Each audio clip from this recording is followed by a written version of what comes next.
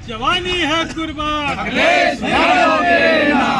कल से एक मोबाइल पे एक फ़ोन आया और उसमें उसने बताया कि मैं करड़ी सेना का राष्ट्रीय करड़ी सेना का जिला अध्यक्ष आलोक सिंह बोल रहा हूँ और उन्होंने मुझे जान से मारने की धमकी दी।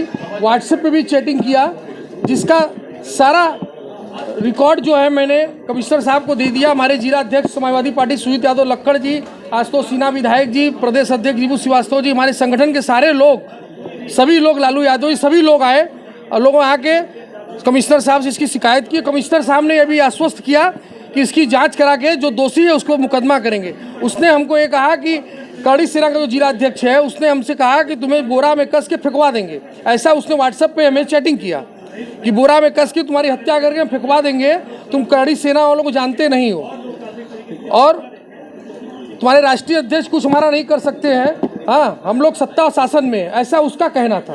पार्टी अखिलेश यादव जिंदाबाद जिंदाबाद। लोहिया वाहिनी के महानगर अध्यक्ष हैं संदीप मिश्रा जी, उनको जान से मारने की धमकी दी गई है।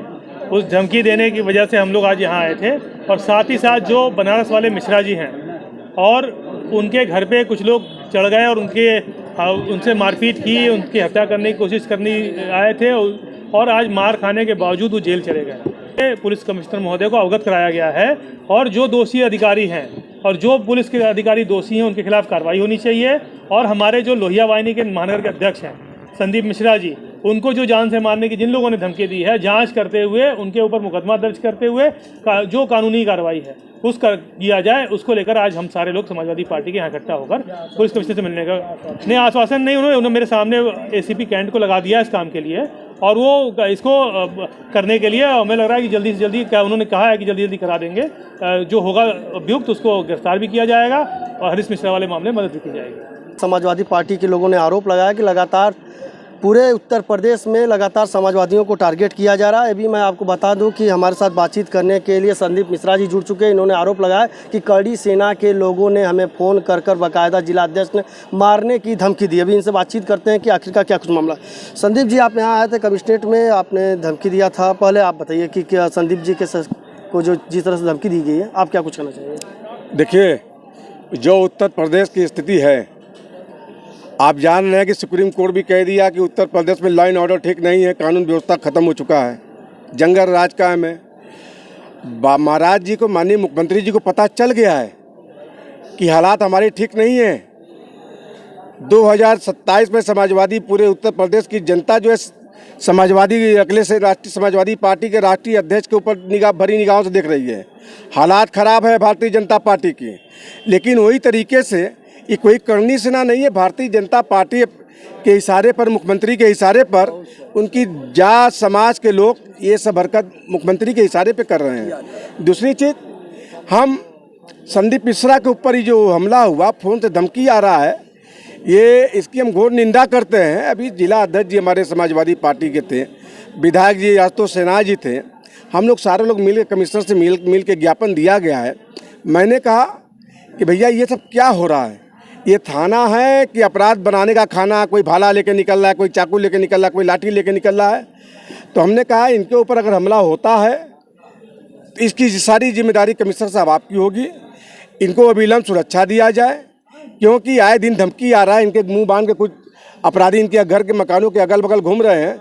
ये सारी व्यवस्था ठीक नहीं है। उत्तर प्रदेश का बलात्कार हो गया, एक हफ्ता तक चक्की चौराहा पर होटलों में बलात्कार हो रहा है। ये क्या हो रहा है? रेप गैंगरेप की घटना है। हाँ, नरेंद्र मोदी का क्षेत्र है, उन्होंने कहा था बेटी पढ़ाओ बेटी बचाओ, उन्हीं के पार्टी के नेता, जो नेता प्रेता सब जो है बलात्कार बेचू के अंदर किए, आज जाके मध्य प्रदेश में प्रचार कर रहे हैं।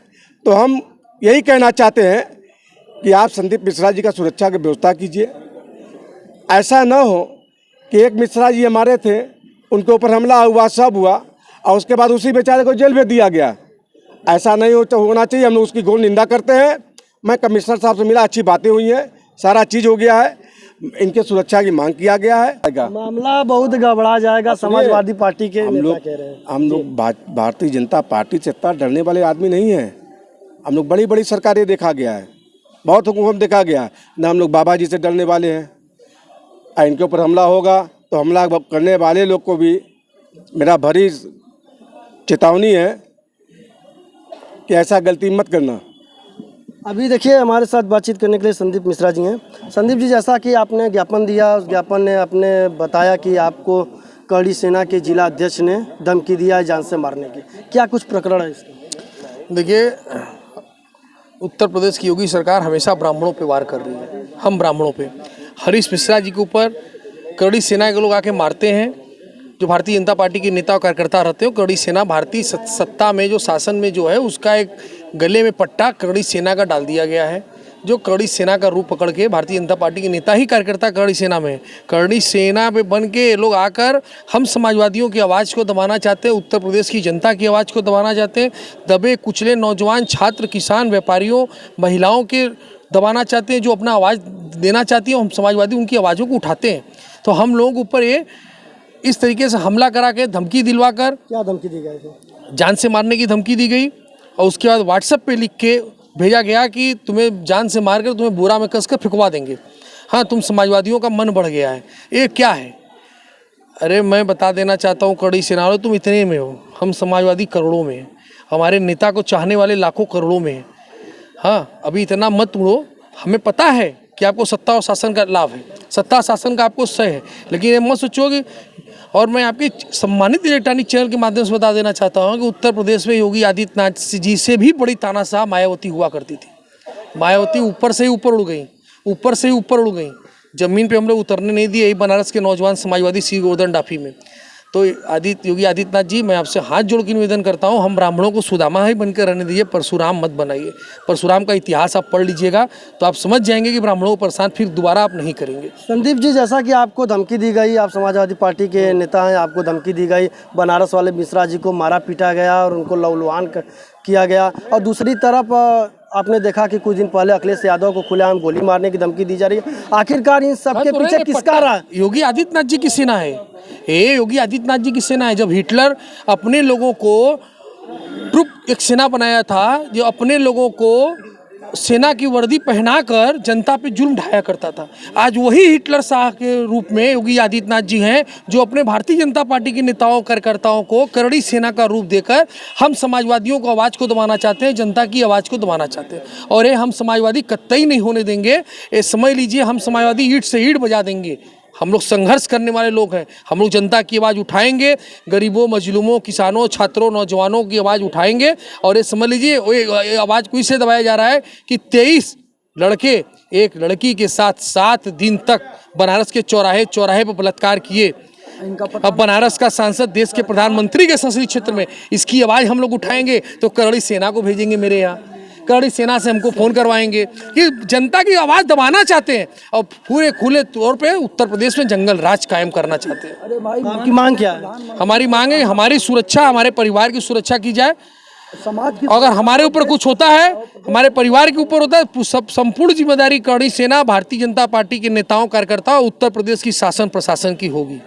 अभी देखिए, हमारे साथ बातचीत करने के लिए संदीप मिश्रा जी थे। इन्होंने कहा है कि जिस तरह से करड़ी सेना के लोग हमें धमकी दे रहे हैं, अगर कुछ भी होता है तो इसके जिम्मेदार योगी आदित्यनाथ और करड़ी सेना के लोग। मिलते हैं अगले खबर साथ, तब तक के लिए नमस्कार, धन्यवाद।